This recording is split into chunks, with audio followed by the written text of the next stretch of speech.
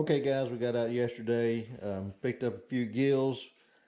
Did not find the giants like I was hoping to, but we got some decent sized ones here. We're going to do a little catch, clean, and cook. Most of the gills were caught, bluegills were caught on grasshoppers.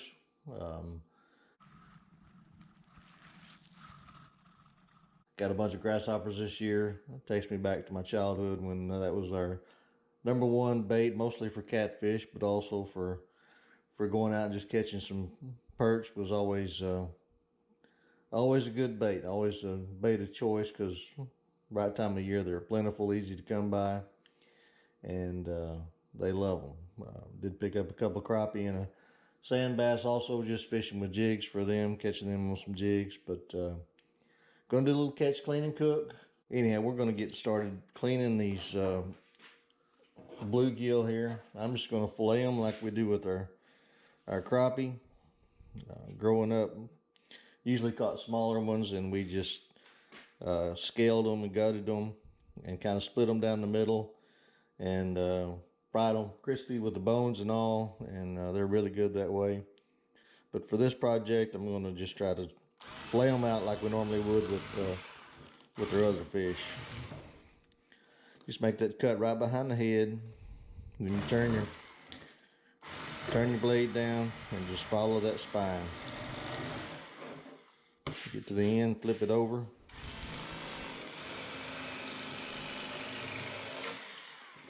There you go. You have your perfect little morsel there. We'll see how it comes out and how it compares to lobster or crab legs.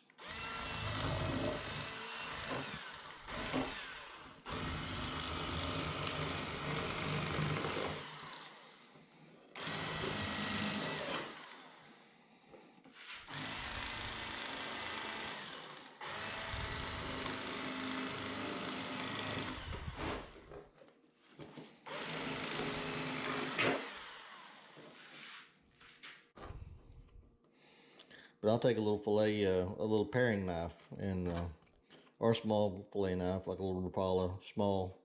They make one with a short blade also. Just cut in behind them ribs, cut the ribs out. Okay, so we got a big pot here. We got the water boiling. We're gonna add about a cup of sugar.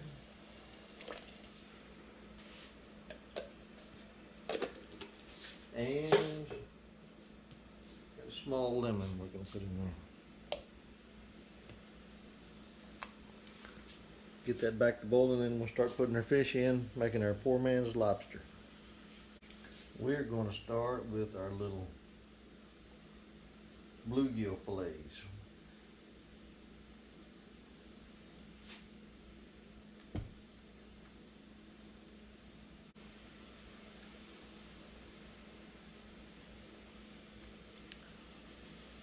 And wait for them to float.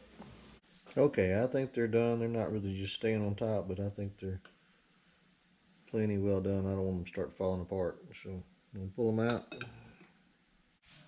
I'll squeeze a little lemon on them.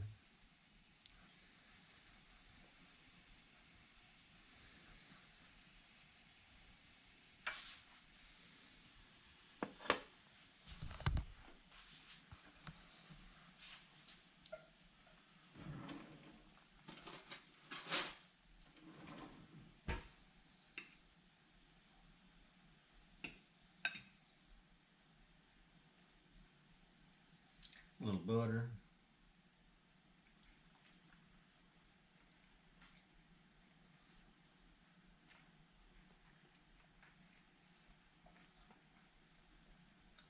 And it tastes like boiled fish.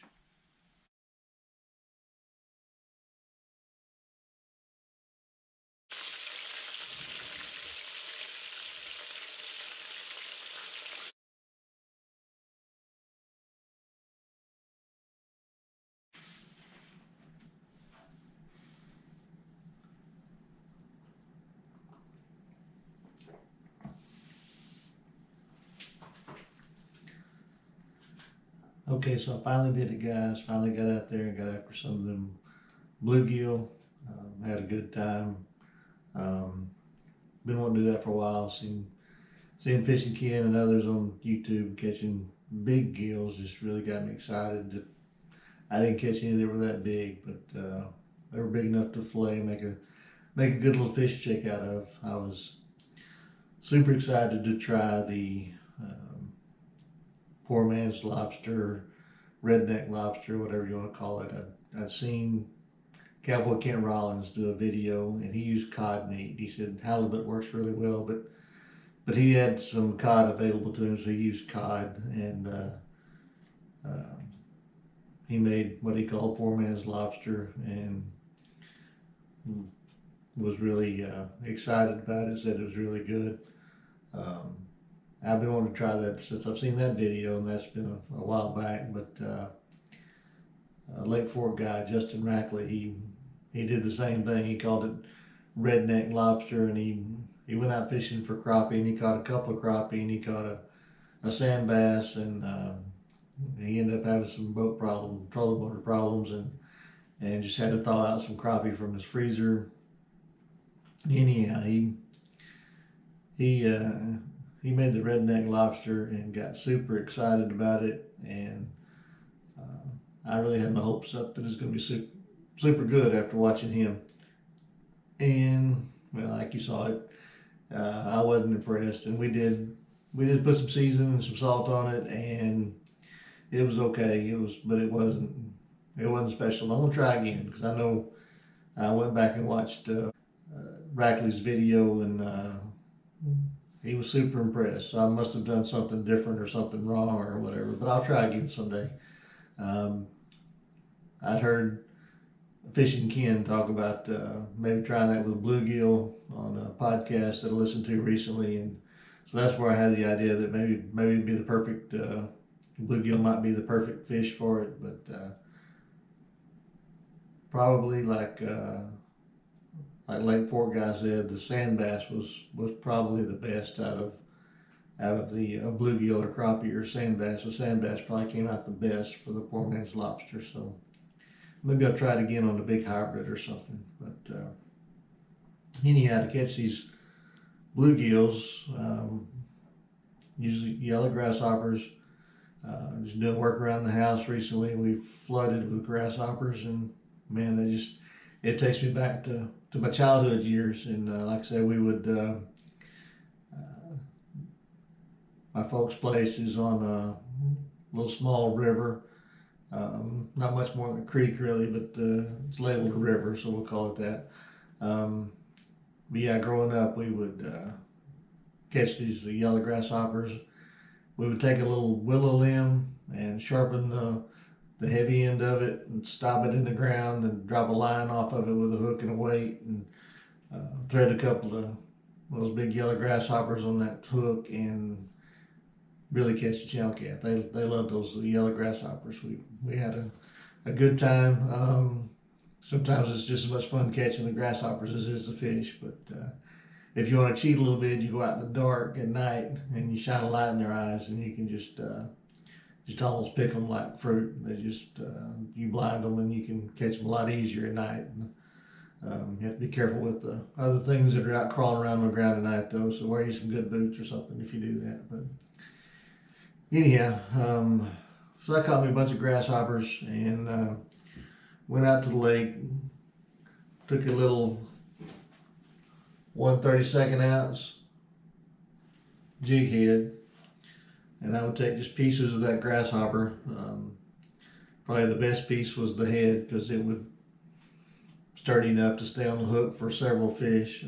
Sometimes with the tail piece you can catch several fish. The body is a little bit too big, and they usually end up picking it off the hook before you catch many of them. So the best piece is the head. The second best is probably the tail. And anyhow, this little group of trees that it was just full, had thousands of fish swimming around in there. So you get bit just almost every pitch. You know, a lot of them were small and tiny, but every once in a while you get one. Like I said, these were 7 to 8 inch bluegill, so they were decent size. They weren't the 10 or 11, 12 inch bluegill like you'd like to find, but I'll look for those one of these days. I was really hoping to find some bedding sunfish and bedding bluegills, and I wasn't able to do that. But like I said, I was fishing probably 14 to 16 foot of water in these trees, and there was just a big, huge school of them there, so able to catch a bunch. Um, Anyhow, let's see. It's just that takes me back to my childhood and fishing with grasshoppers, catching catfish, and catching perch. Which a lot of times we'd catch the perch just so we could bait some of the lines with perch instead of the grasshoppers, and then we could fish for the larger catfish. Which every once in a while we'd catch a big flathead yellow cat, and that was always fun to catch a big one. But that takes me back to my childhood, and another memory I have from my childhood was when I was parents got to taking me to church, and at 8 years old, third grade, um, I felt the Lord calling me. I thought I did. I don't know. Like I say, I'm looking back. I'm not sure what all went on here, but I walked up the aisle at church and answered all the pastor's questions, said a prayer, whatever we did then, and was baptized in the church, and I considered myself saved at that point. And as I grew older, teenage years and beyond, I drifted farther away, and after that, I just I'm not sure where I was, but felt like I was saved because of that event when I was 8 years old. But I'm not sure where I was in my belief. I was hearing a lot of things that the world teaches these days, and I probably had more faith in those than I did in in the Bible or what the pastor was teaching. To tell the truth, anyhow, I wasn't focused on my relationship with God or in any way, and I still go to church on occasion, but it's mainly out of obligation because it's the right thing to do. But as I grew older and started having kids, I got back in church, and in the process, I said a prayer in church one day just to myself, just said, Lord, just whatever it is these people around me have that make them excited to be here, give me that same thing, because I don't have it. I'm just here out of obligation, and I want to have that relationship. I want to be here because I want to be here like these other people around me, and from that point on, I began to grow towards that, and that began to take place in my life. And just saying this to the scripture in 2 Corinthians 13:5. The Apostle Paul was having a little back and forth with the church of Corinth, and they were kind of having some doubts about Paul, and Paul's like, you don't need to worry about me, you need to check yourselves. And he says that in 2 Corinthians 13:5, he says, examine yourselves as to whether you are in the faith. Test yourselves. Do you not know yourselves that Jesus is in you? Unless indeed you are disqualified. But I trust that you will know that we are not disqualified. So Paul's telling them, worry about me if you want to, but your main obligation is to examine yourself and to test yourself. And to tell you the truth, from the time that event happened when I was 8 years old until I was over 30, if you asked me if I was a Christian, if you asked me if I was saved, I would have to refer back to when I was 8 years old. The difference now is, since that time, when I look at my life and test myself, it's because of where I am daily. Not always where I need to be, not always doing as much as I should be, but daily I'm thinking about my relationship with God and my relationship with Christ, and what He's done for me. And like I say, it's a daily thing. When you ask me to test myself today, I'm testing my faith today. I'm not looking back to an event that happened when I was 8 years old. So I'm sure there are others out there that maybe can relate to that. And if you are, like I say, I just encourage you to get to the point where if you're testing yourself over where you are today, not where you were when you were a kid or teenager or whatever. So anyhow, that's had a lot of fun catching these fish. Gonna try the poor man's lobster again. See if I can do a little better job next time. It was edible. It wasn't bad. It wasn't a total flop.